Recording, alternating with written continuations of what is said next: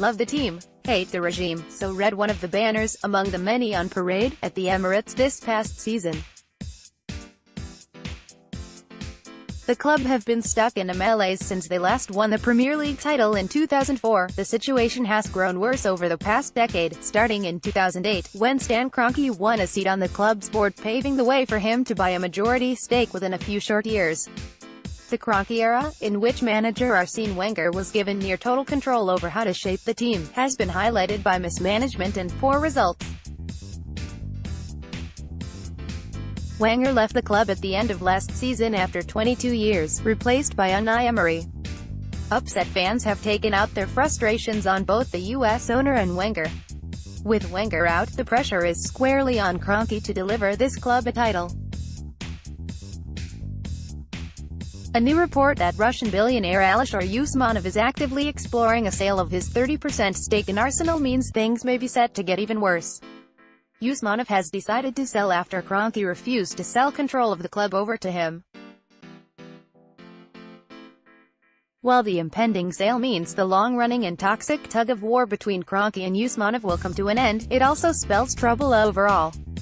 Usmanov's pullout means Kroenke is here to stay, and Arsenal fans can expect many more years of ineptitude and mediocre results.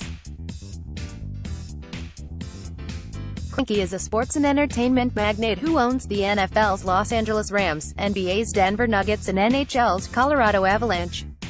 He also owns the Colorado Rapids of MLS. Despite his interest in so many sports properties, Kroenke never really seemed to care about Arsenal. Usmanov represented the club's best hope at future success. He could have made investments that would have rivaled Manchester City and Chelsea, teams that have found success in recent years thanks to owners interested in winning. David Kahn, writing in The Guardian this past May, sounded the alarm. The U.S. always had a commercialized system of sports, in which rich owners buy franchises in closed leagues, aiming in the modern era to see the values of their initial investments inflated by TV and broadcasting dollars, and the tickets, merchandising and food bought by the fans in the stadiums. Arsenal supporters who look over the Atlantic at their owners' franchises will not see much inspiration on the field, with middling or struggling performances in the most recent seasons for the LA Rams in the NFL, Colorado Rapids in the MLS, Colorado Avalanche in the NHL and Denver Nuggets in the NBA. The real fear now is that Kroenke buys Usmanov's shares and takes over a 100% stake in the team. A spokesman for the Arsenal Supporters Trust said on Tuesday they are very concerned at any outcome that saw the club wholly owned by Stan Kroenke. If he bought Alisher Usmanov's shares, the likelihood is he would take the club private, forcing out the remaining custodian shareholders. This would reduce scrutiny in how Arsenal operate and allow its corporate structure to be moved to the United States. It would not be good for those who care about Arsenal being run the right way. For Kroenke, Arsenal remain an ATM machine. Fans have branded him a leech for the way he has run the club. Arsenal make money. It doesn't matter to him if the team wins or not. Kroenke has broken the old rule of English soccer where owners do control shares but aren't in it just for the money.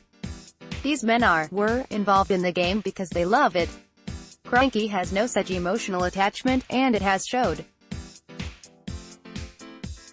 The fans, as I have learned over the past decade, can do nothing to change the possible outcome here. They can only wait and hope for the best. They've been doing that for the past 10 seasons. In that time, the club has consistently finished third or fourth, qualifying for the Champions League and then crashing out of that tournament early. It has been soccer's version of banging one's head against the wall and expecting a different outcome. Next, the best player on every team at the World Cup, Kroenke has largely been an absentee owner. His interest in Arsenal has been purely financial. He wants to be a player across the Atlantic, but has little interest in what takes place on the field.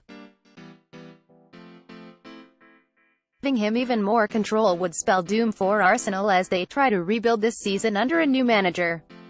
Fearing the worst, Arsenal fans have already started to implore Kroenke to sell his 60% stake. Indeed, Arsenal fans may love the team and hate the regime, but things could really get much worse over the next few months. It may be time to dust off those banners once again now another Premier League season is upon us. As other big teams in the Premier League get better, expect those third and fourth place finishes to become rarer. This is a team headed into irrelevance under the current ownership structure. This past season, Wenger's last at the helm, the team finished 6th. It's a precursor of things to come should Kroenke be given more control.